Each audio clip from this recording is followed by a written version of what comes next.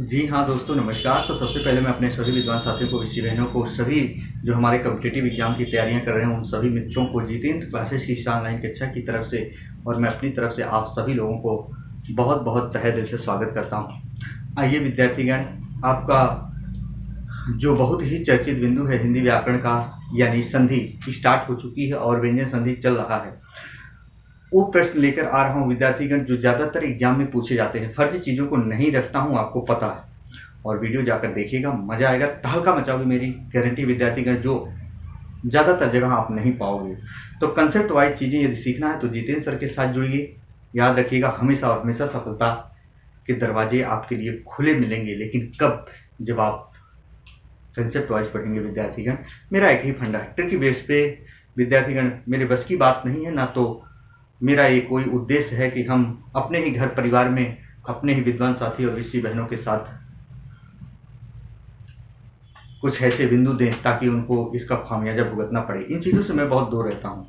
तो concept wise सीखिए विद्यार्थीगण, वो आपके लिए फायदेमंद होगा। लोग कहते हैं ट्रिकी ये चीज़, ट्रिकी वो चीज़, ट्रिकी कुछ नहीं होता विद्यार्थीगण। कंसेप्ट यदि क्लियर होंगे तो एक नहीं कई एग्जाम निकलते हैं। आइए जरा देखते हैं, आज व्यंजन संधि का दूसरे नियम को लेकर हम आप सभी लोगों के सामने रूबरू मुखातिब हुए हैं, और उस पर बहुत सारे उदाहरण होंगे, लाखों उदाहरण होंगे, करोड़ों, जो हल कर पाएंगे आप। आइए दूसरा नियम क्या कहता है। क्या व्यंजन संधि का दूसरा नियम है, क्या कहता है? जब किसी भी वर्ग के पहले वर्ण का योग पंचमाक्षर, यानी विद्यार्थीगण का वर्ग में का, ख, ग, घ, अंगा, ऐसे 4 वर्ग में 4, 6, जा, झा, इया, ऐसे हर एक वर्ग में कितने वर्ण है? 5। तो उच्चारण स्थान किसी भी वर्ग का जो पंचमाक्षर होता है, उच्चारण स्थान नासिक होता है, चाहे ऐसे भी कह सकते हैं। यदि किसी भी वर्ग के जैसे क, च, ट, त, प का योग अंगा, इया, ड, न, मैं से हो, तो ध्यान से सुना, तो याद रखना इनके स्थान पर पहला आदेश होता है। इसका मतलब यह हुआ विद्यार्थीगण, एक बार इसको समझो, यदि किसी भी वर्ग के पहले वर्ण का योग 5वें अक्षर से हो, क्या हो विद्यार्थीगण? 5वें अक्षर से हो, तो पहला वर्ण अपने ही वर्ग के 5वें में आदेश हो जाता है। क्या हो जाता है? आदेश हो जाता है। इसका मतलब क्या होगा विद्यार्थीगण? जहां आपको 5वां मिलेगा उसके स्थान पर आपको पहला रखना है। ध्यान से सुना। जैसे आइए उदाहरण पे हम देखते हैं, जैसे मैंने लिखा षडमुख, तो विद्यार्थीगण जरा देखिए, ये जो डे है ये किस वर्ग का कौन सा वर्ण है? किस वर्ग का? तो याद रखना ट वर्ग का, ट, ठ, ड, ढ, ड़। तो ये ट वर्ग का पंचमाक्षर है, तो 5वां है, तो इसको किस में बदलना है? पहले में। इसके स्थान पर उसी ही वर्ग का पहला वर्ण रख देना है। तो इसके स्थान पर ट रखोगे, इसका संधिविच्छेद क्या होगा? सट प्लस क्या होगा विद्यार्थीगण? मुख होगा। जी हाँ, एतन मुरारी, देखो ना किस वर्ग का कौन सा वर्ण है? तो ना ता वर्ग का, त, थ, द, ध, ना 5वां है, तो 5वां है तो किसमें बदलना है? पहले में। ना के स्थान पर क्या रखना है? ता। तो याद रखना एतन मुरारी का एतत, याद रखना, गलत नहीं करना विद्यार्थीगण, एतत प्लस मुरारी, क्या हो गया? एतत प्लस मुरारी। फिर हम बात करें जैसे वार्डंग में, तो क वर्ग का क, ख, ग, घ, अंगा 5वां है, तो 5वां है तो इसके स्थान पर क्या रखना है? पहला का। वार्डंग में का वाक प्लस क्या होगा विद्यार्थीगण? मैं होगा। बात समझना, लॉजिक है, सीधा सीधा हमारे हिंदी भाषा भाषी के विद्वान साथियों ने नियम ही दिया था। देखो यहाँ सन्मार्ग है, तो न के जगह पर क्या रखना है? ता। तो सन्मार्ग का क्या होता है? सत योग विद्यार्थीगण मार्ग होता है। ऐसे जगन्नाथ का आप जानते हो, जगत प्लस क्या होता है? नाथ होता है। जी हाँ, इसके साथ साथ रुन्नमय दिया है। रुन्नमय देखो, इया वाले उदाहरण है, इया वाला रुन्नमय है, तो याद रखना इसके स्थान पर क्या रखोगे? चा। तो रुच प्लस मैं होता है। ये आया है एग्जाम्पल, याद रखना रुच प्लस मैं होता है। बहुत ही इंपॉर्टेंट बिंदु है विद्यार्थीगण, सीख जाना कहीं भी आए एग्जाम में। देखो ऐसे ही तमाम एग्जाम्पल है। अब मैं ये ए है, तो ये मैं किस में पड़ता है? तो प, फ, ब, मैं के जगह पर प, तो अप प्लस मैं। अब प्लस क्या होगा विद्यार्थीगण, मैं।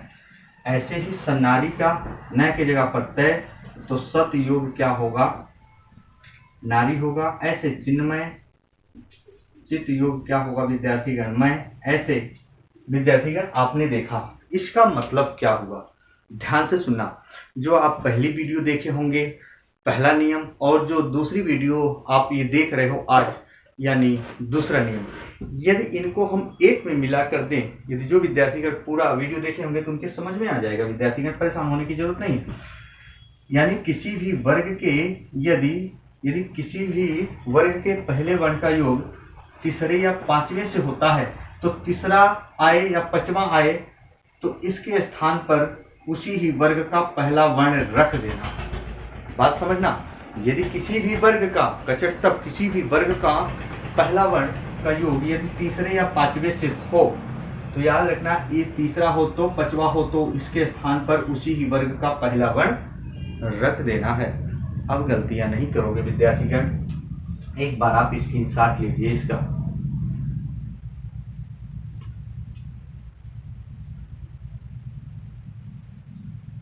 जी हाँ, आइए जरा देखते हैं। अब एक नियम बता के दे रहा हूं, यानी कुछ हम जैसे उदाहरण भी दे दें तो आप बता ले जाओगे। आपसे पूछे सडानन का संधि विच्छेद क्या होगा। अब ये पहले वाले नियम पर लगेगा, तो जरा देखो पहले वाले नियम पर लगेगा। तो जैसे सडानन मैंने लिखा, तो सडानन, अब ये है डा किस में आता है, टा वर्ग के टा ठ ड, तीसरा है, तो तीसरा किस में कन्वर्ट होगा, पहले में। तो विद्यार्थीगण सट योग क्या होता है, आनन होता है। क्या होता है, सट योग आनन होता है। तो गलतियां मत करना प्रिय विद्यार्थीगण, कंसेप्ट वाइज सीख के जाना है। और यदि कंसेप्ट मजबूत होते हैं ना विद्यार्थीगण, याद रखना, तो हमेशा और हमेशा हर एग्जाम क्लियर होता है। ट्रिकी कितना पढ़ोगे यार मेरे दोस्त, मेरी प्यारी विश्वी बहनों, कितने पढ़ोगे। हर एक, जैसे हम मैथमेटिक्स लगाते हैं, मैथ लगाते हैं, हर यदि सवाल पे हम ट्रिक आपको दे दें विद्यार्थीगण, तो मुझे तो नहीं लगता है कि अगर 5000 प्रश्न हो, 5000 यदि फार्मूले दे दें, तो 5000 फार्मूला आपके दिल और दिमाग में हमेशा रहे। लेकिन वही यदि कंसेप्ट क्लियर हो, तो विद्यार्थीगण 2-4 फार्मूले से 5000 क्वेश्चन लगते हैं। तो कंसेप्ट सीखने का प्रयास करना, लोगों की अफवाहों में मत पड़ना। ये दुनिया है, क्या कहे क्या नहीं कहे, याद रखना, बहुत सही बात बता रहा हूँ। हमेशा और हमेशा कंसेप्ट वाइज पढ़ना विद्यार्थीगण, मेरा यही आपसे अनुरोध है। तो आज तक की वीडियो यहीं तक होगी। नेक्स्ट दिन जब हम मिलेंगे फिर तीसरे नंबर पर तीसरी वाली वीडियो लेकर आएंगे। तीसरा रूल क्या कहता है उस बिंदु को लेकर आएंगे। तो आज तक यहीं तक विद्यार्थीगण, तब तक के लिए मित्रों, जय हिंद, जय भारत।